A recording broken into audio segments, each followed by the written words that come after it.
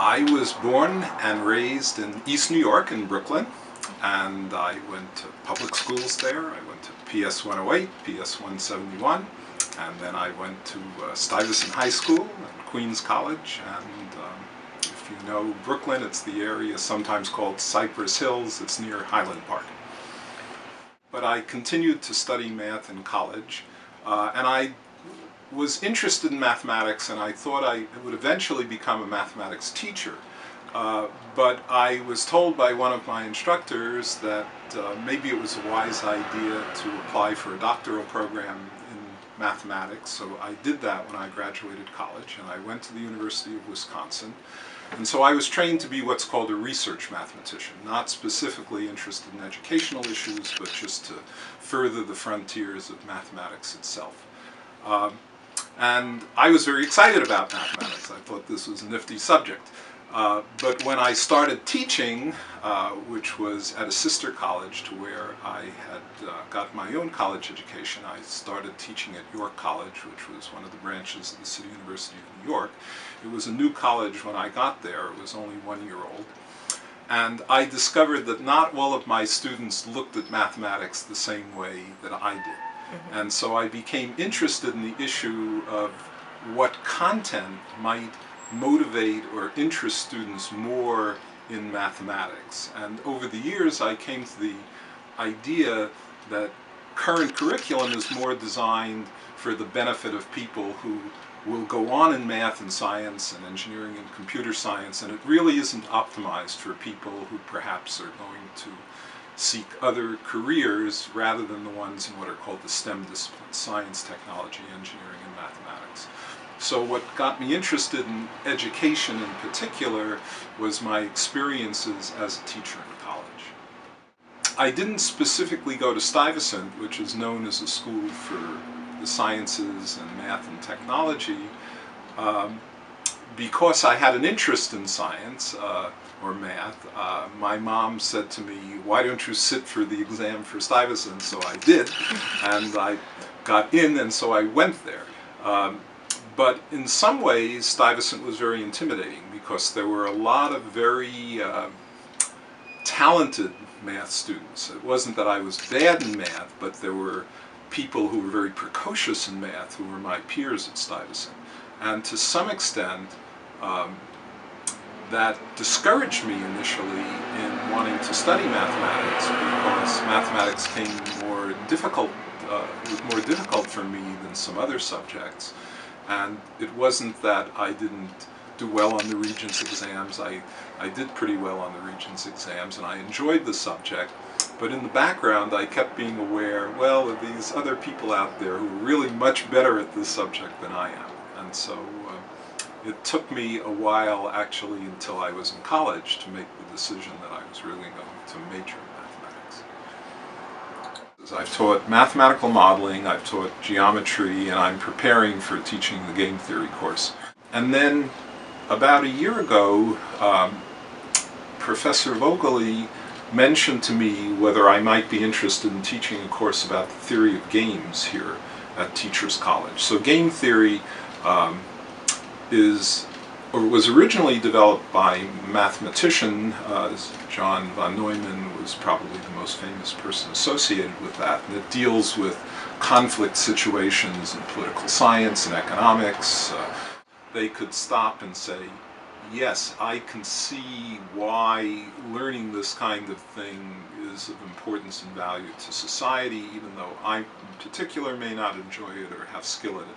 I can see why it's important, because I think it's very hard when you show someone adding 1 over x to 1 over x minus 7 or solving quadratic equations. It's very hard to relate that to anything that's meaningful in a lot of people's lives. So, for example, I developed units about some of the mathematics behind the cell phone, error-correcting codes, which are necessary to have cell phone technology, or data compression codes, which are necessary for cell phone technology, or especially in an urban area, to solve problems like what's a good route for a snow plow, to get rid of the snow after a storm, or after the winter is over, someone is inspecting the roads for potholes. What's a good route for somebody who does that kind of thing? And most students don't see that as mathematics. They, whatever their view is of who that kind of work is being done by, they don't see it as a mathematical question. And that's partly, in my opinion, the fault of what we teach in K through 12. We're so focused on the needs of people who are going to become future engineers and future scientists that we forget about the fact that we could be more successful if we perhaps showed people what's different from mathematics and literature, what's different from mathematics and chemistry. Because when kids graduated from K through 12 education, they've seen math in nearly every grade, but if you ask them what kinds of problems mathematicians are experts on, they probably scratch their head and they say, well, is it solving equations, is it adding fractions? They don't really have a view of the way that when mathematicians are using their math in an applied setting, what kind of work they might actually do. It's an intrinsically exciting profession. You change the lives of people almost on a daily basis. You enrich yourself by the teaching process.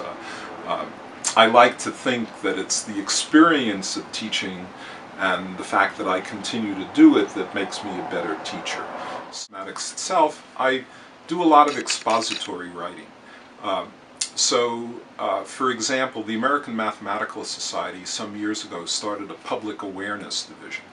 And they have a web-based column that once a month they have what they call a feature column. And it only exists on the web, it doesn't exist in print form.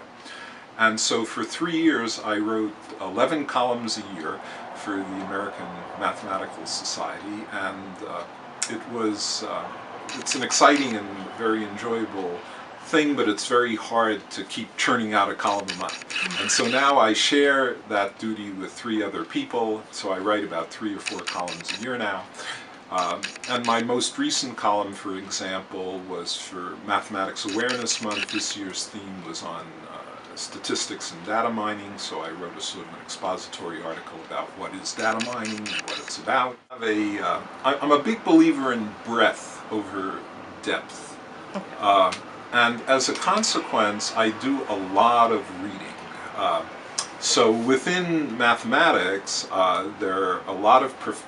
Mathematics is somewhat unusual in having a complicated array of professional societies for mathematics. So there's the American Mathematical Society for research mathematicians, I belong to that. There's the Mathematical Association of America, which is for college teachers basically, and I'm a member of that.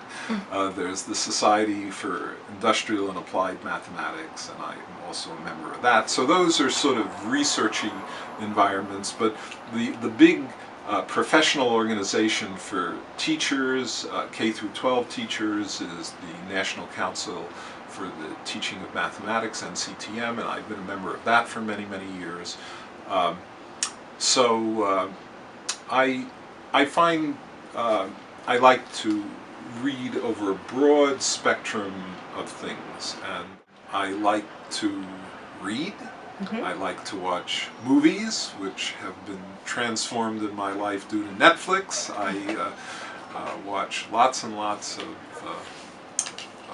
movies. I especially like movies from other countries, maybe my anthropology interests.